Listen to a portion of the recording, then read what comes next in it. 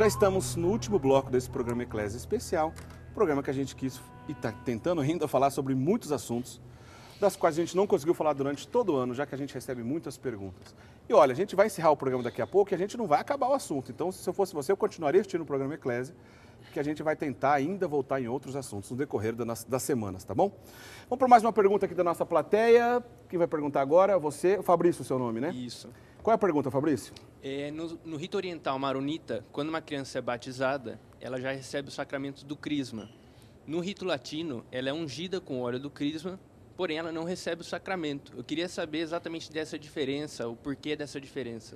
Ah, legal, que a gente falou agora há pouco sobre os ritos orientais e ele trouxe para a gente essa explicação aí. O senhor sabe dizer para a gente? Bom, não seria o único caso, Fabrício, né? Temos também na igreja gregas que costumam colocar na boca do bebê um pedacinho de hóstia consagrada. Depois haverá um dia que a criança fará a sua primeira comunhão, mas já na hora do batismo. É uma maneira para mostrar a força da Santíssima Trindade com o poder, sobretudo, do Espírito Santo. Nós, católicos, fazemos uma cerimônia particular com um rito que, na verdade, não se dá às criancinhas, mas já quando uma pessoa começa a conhecer mais, né? Quando o senhor diz nós católicos latinos temos esse costume. Né? É precedido, inclusive, por uma preparação que dura até anos, o sacramento do crisma, o sacramento do Espírito Santo, que nos torna, como se dizia uma vez na catequese, soldados de Cristo, prontos até enfrentar a nossa vida e até com sacrifício para mostrar qual é o nosso time, em poucas palavras, né? Na nossa vida cristã. Estes ritos que dão também, nós também quando fomos batizados, recebemos uma unção do Espírito Santo na nossa fronte. Não foi sacramento, mas já foi uma presença do Espírito Santo, né, que valorizava e fortalecia a nossa qualidade de sacerdotes e de profetas também, e de reis, são os três poderes, inclusive o padre, quando faz a unção com o óleo do crisma, pronuncia estas palavras, nos caracteriza como pessoas consagradas. Em tantos lugares, Eric, é bom para falar um pouquinho mais profundamente, se costuma, na hora da unção do crisma, do óleo do crisma para um bebê, o bebê passa nas mãos ou no colo da madrinha de consagração, que não está registrado que deve existir uma madrinha, mas entra, às vezes, nas famílias, madrinha de consagração. Isto é como responsável da presença que aquele bebê é pessoa sagrada. Entendeu? Dá para dizer assim que, em outras palavras, essas possíveis diferenças entre os ritos orientais com o rito latino são diferenças de costumes ou ritos, mas não tem nada a ver com doutrina mesmo. Com né? a doutrina é a mesma, perfeita. É muito importante que estes ritos que não são latinos mantenham também os seus grandes valores e suas grandes e nobres tradições. Muito bem. Me permite uma coisa, né, Padre Guido? Existe uma coisa que é o dogma. O dogma é a verdade sobre aquilo. O dogma dos sacramentos. Outra coisa é a disciplina. Quer dizer, o que o sacramento opera é dogma. Opera o perdão dos pecados, opera a filiação divina. Transubstancia-se o pão no Santíssimo Corpo e o vinho no preciosíssimo sangue de Cristo. Agora, a disciplina vai ser dado em que momento? Chegou um tempo na igreja, né, Padre, em que se podia confessar 2 vezes na vida. Eram as 2 tábuas... Até uma, já. Uma vez, né, Padre? A chamada tábua, ou as 2 tábuas de salvação. Aí as fronteiras foram se dilatando a partir do 4º, 5º século. E aqui que é importante, Fabrício, Eric, por que a disciplina? Em que momento da vida? Em Roma se estuda a possibilidade de se voltar para o rito latino, voltar a crismar quando bebê. Agora, aqui é uma diferença, o Padre Guido colocou muito bem, que vale a pena ressaltar. Quando o sacerdote ou o diácono, ele traça o sinal da cruz com o óleo do crisma na fronte do bebê, ele não crisma porque não basta a matéria, precisa a fórmula. Ele não aplica. Quando o bispo está crismando, ou o sacerdote delegado, ele passa o mesmo óleo na fronte, a matéria é a mesma, Mas ele faz a fórmula que no momento do batismo não se faz. Exato, a fórmula chama por nome a pessoa, recebe por este sinal os dons do Espírito Santo. Para que seja válido o sacramento, tem que ter esses requisitos. Okay? Não houve a fórmula. Isso sempre explicamos, né? Eu explico nos batizados para que não se confunda.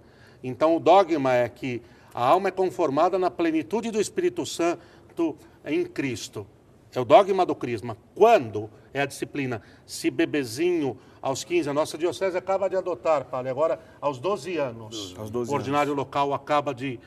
Ele entendeu que tem que recuar, porque pode ser que aos 15 seja tarde demais. Interessante. Ok? Vamos para a próxima pergunta. Quem quer fazer a próxima pergunta agora? Vamos lá, Amanda, qual a sua pergunta? Eu queria saber se é permitido que a igreja fala sobre bater palma durante a missa, né? Se pode, quais os momentos? E aí, quem vai responder essa? Padre Wander ou Padre Guido? Bom, olha, trabalhamos todos a Ficaria serviço da muito feliz se o senhor paróquia. nos elucidasse aí, viu? Não, é bom, gente, é muito belo o encontro da pessoa com Deus, especialmente aos domingos, quando a família cristã se reúne em um clima festivo. E a missa não deve ser nunca um momento de peso do nosso dia a dia, mas a alegria de contemplar o mesmo Deus, de dialogar, de cantar, de sorrir. Existe, portanto, durante a liturgia da missa, o momento do abraço, da paz, desejando tudo de bom. Existe um momento de reconciliação diante das nossas faltas, né? E os cantos que acompanham os vários momentos litúrgicos. E os cantos são a expressão também da nossa alma. A liturgia não tem nada contra o fato de bater as palmas, etc., ou determinados ritos. Quer, porém, que seja respeitado o que está acontecendo.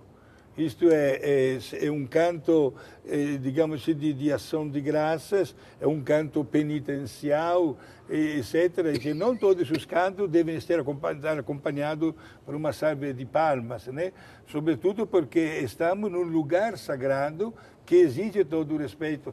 Esta é a sua pergunta, eu quero estendê-la também ao comportamento litúrgico dentro da igreja. Por que digo isso? O que é que nós padres notamos? Frequentemente um casamento vira desfile de moda, me desculpem. Deixamos de lado o atraso da noiva, mas chegamos às vezes às coisas absurdas, de pessoas que chegam na casa do padre, marcando o casamento, e vêm com uma pergunta direta: Padre, o senhor não se incomoda que quem vai levar as alianças é a cachorrinha? Até a cachorrinha.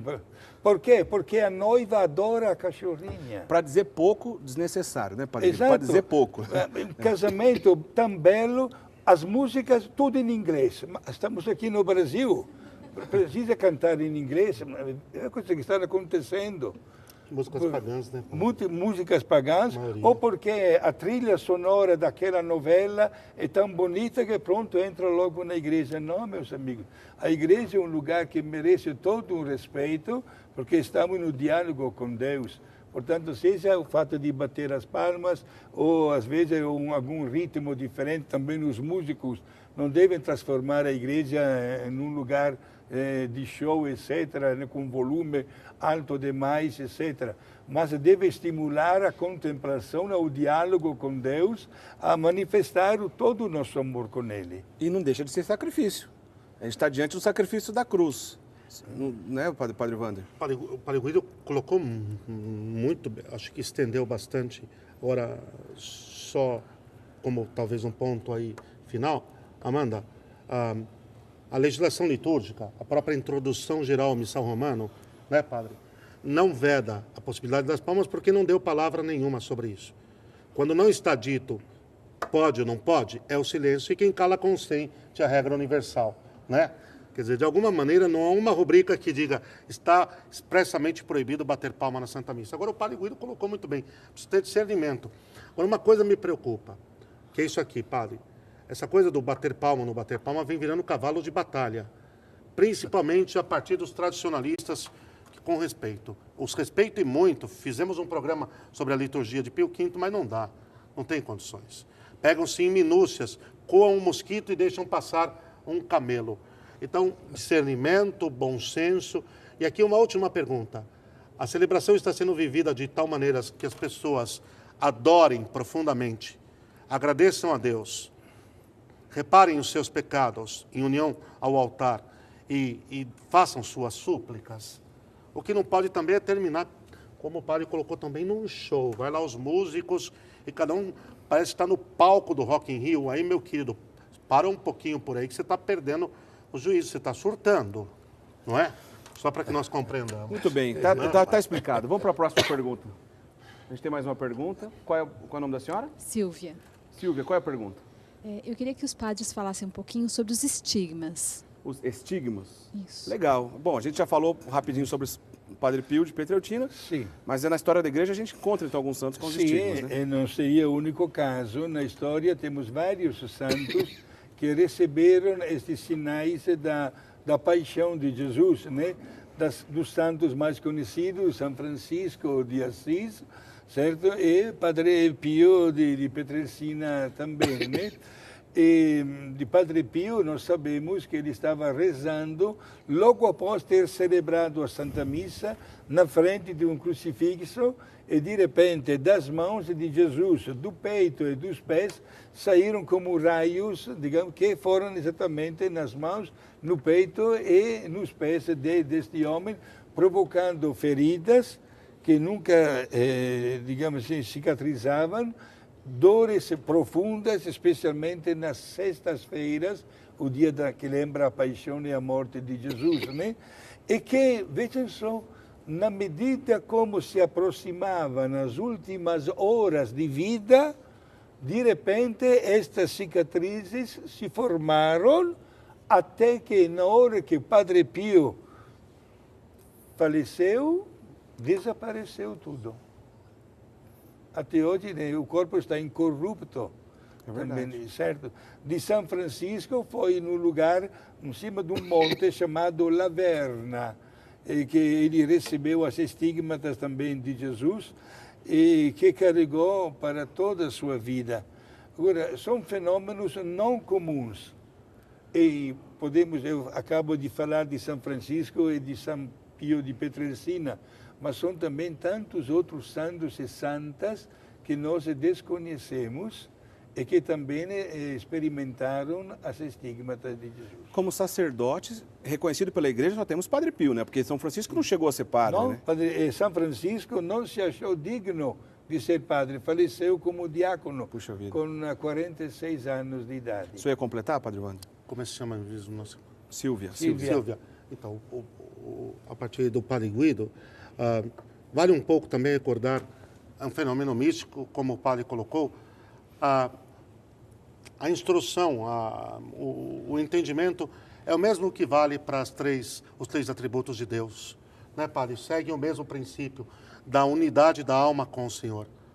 É uma graça de via unitiva que Deus dá, né, que a alma atingiu. Então, quer dizer, Deus de uma tal maneira quer aquela alma participando do seu mistério que afere. Agora sim, nesse caso específico do Padre Pio, como bem colocou o Padre Guido, a alma se conformou de uma tal maneira, ele tinha um desejo, né, Padre, de viver a paixão em si próprio assim, louco, e se conformou de uma tal maneira a paixão do Senhor, que o que ele viveu na alma, vou usar um termo simples, né, Padre, estourou no corpo. O que foi vivido na alma acabou sendo traduzido visivelmente no corpo, né? Muito bonito isso, né? Muito bonito. Exato. Né? Mas é um fenômeno místico, o senhor colocou. Ele estava rezando diante do crucifixo e foi dado por Deus, né, Padre? É impressionante.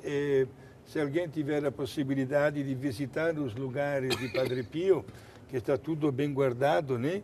E se passa na frente desse crucifixo, de mais ou menos 1 metro de altura, e que produziu as estigmatas neste homem, né? Que foi depois marcado por esta presença concreta do sofrimento de Cristo pelo restante da sua vida. Muito bem, a vida de Padre Pio sempre é fascinante. A gente já dedicou um programa sobre ele exclusivo, Sim. mas eu tenho a impressão que a gente volta em outras oportunidades a continuar falando de Padre Pio, porque realmente é um tema fascinante. A gente está chegando no fim do nosso programa, daqui a pouquinho eu já vou pedir para o Padre Wander encerrar para a gente dando a bênção, mas eu queria fazer a última pergunta, talvez, da noite, uma rápida explicação, talvez em um minutinho para cada um. A gente vive no Estado laico. A gente recebe muitas perguntas aqui sobre o Estado laico, o que é, o que não é. Pergunta direta e clara. No Estado laico, não se pode professar uma fé publicamente? Sob hipótese alguma. Muito pelo contrário. O Estado laico quer dizer única e exclusivamente que o Estado não tem uma religião oficial, mais nada. Ok? Mas a liberdade do culto é incondicional, faz parte da própria natureza do ser humano. O Estado laico quer dizer única e exclusivamente isso, não é, padre? Sim. O Estado não tem uma religião oficial. Essa é a definição, acho que pura e simples, não é isso, padre Guido? Exato. Né? Eu tenho aqui comigo uma definição. O Estado laico significa um país ou uma nação com uma posição neutra no campo religioso. Agora, aqui que merece esta frase não é muito profunda.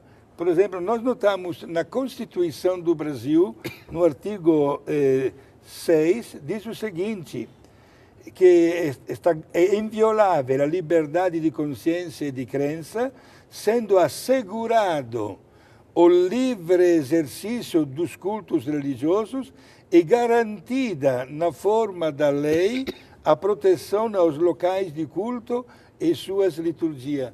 Eu faria uma perguntinha, poucas semanas atrás, quando teve aquele desfile dos gays e companhia. Uns meses atrás aí. Certo. Agora sim. Então, É justamente o contrário disso. Exato. Né, padre? Quer dizer, então Por favor. assim, Estado laico não é um Estado ateu ou antirreligioso.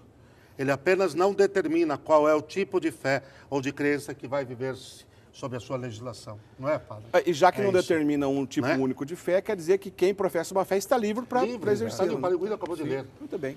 Não é? Bom, gente, eu adoraria continuar essa nossa conversa aqui, né? Nós trabalhamos em 2 programas aqui com o Padre Wander e com o Padre Guido, para a gente responder muitas questões que a gente recebe durante o ano, com o apoio aqui da nossa plateia, que eu já agradeço. Muito obrigado por todos vocês terem vindo aqui. Continuem assistindo nosso programa Eclésia lá de casa. Em outras oportunidades, vocês estão super convidados para voltar aqui de novo, tá bom, gente? Eu quero agradecer mesmo, foi bem legal a participação de vocês, que eu tenho certeza que todos os nossos telespectadores foram muito bem representados por vocês aqui. Mais uma vez, muito obrigado, viu? Porque a gente já está encerrando o nosso programa, como eu disse, eu queria continuar, eu gostaria que a gente continuasse essa conversa, mas a gente não tem mais tempo. Mas o programa Eclésia continua sempre aí, toda terça-feira a gente tem o programa ao vivo, a partir das 8 da noite, e a gente tem os nossos reprises, que sempre aos domingos, a partir das 9h30 da noite. Então, a gente continua com o programa Eclésia normalmente nas próximas semanas, porque esse está chegando ao fim.